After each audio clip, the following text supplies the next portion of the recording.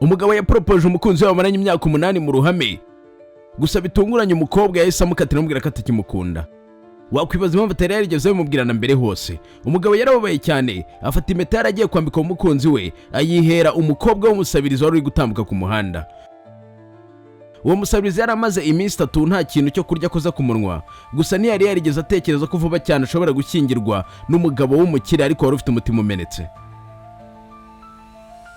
Uwo mugabo nawe mu gutanga impeta ntiyari yarigeze atekereza ko wenda uwo musabirizi ashobora kumukurikira kuri kampani ye aho akora, gusa n'ubundi uwo mukobwa w'umusabirizi yakomeje kugerageza no gushakisha uwo mugabo paka agera aho akora kugira ngo arebe ko yamusubiza impeta ye yari amunagiye ku muhanda.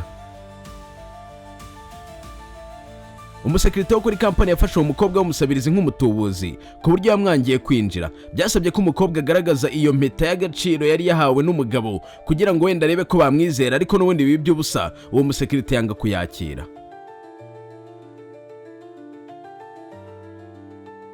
Muri ako kanya Mike yasohotse mu nyubako ateruye igikarito kirimo ibyo yarakuye muri kampani. Ana kimukubita amaso akomeza kugerageza kureba ko yamusubiza impeta ye ihenze yari yamusigiye, ariko Mike we yamusubije ko iyo mpeta nta gaciro igifite, yayikoresha icyo ashaka. Muri ako kanya Ana yahise amubaza mu ijwi riranguruye cyane ati, ese ni gutyo uva ku bintu byoroshye ukareka urukundo rwawe ngo nuko bagukatiye bwa rimwe gusa? Ayo magambo yakoze Mike ku mutima. Mbere yuko agira icyo amusubiza, abanza kurekura ibikarito yari ateruye byikubita hasi, ndetse bigaragara ko arakaye atangira gushinja Ana ko ibi byose ari amakosa ye. Gusa nanone mu by'ukuri ako kose kari agahinda Mike yari afite k'ibyo yari ari kugenda anyuramo. Yakomeje amubwira ko umukunzi we wamaze imyaka 8 yose bakundana yamwangiye ko babana atabanje no kubitekerezaho, ndetse Mike ntago yumvaga ko rwose yabasha kuba yakwihanganira icyo gisebo cy'ako kanya.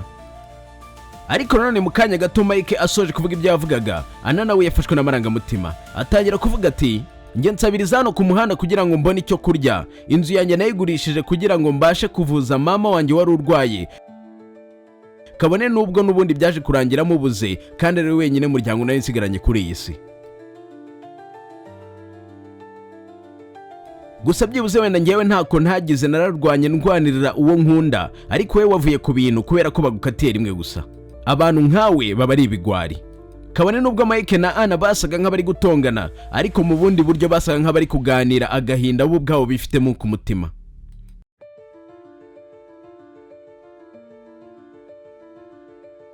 Amagambo ya Ana yakoze ku mutima Mike kugeza ubwo yahise arekera ibyo kubabazwa no kuba umukunzi we yamukatiye, ahubwo atangira gutekereza ku bindi bishyashya. Muri ako kanya bitunguranye yahise ahamagara Ana cyane, ndetse anamwubashye. Ntiyamusaba ko yamuha amafaranga, ahubwo amusaba ko basohokana bagasangira iby'umugoroba.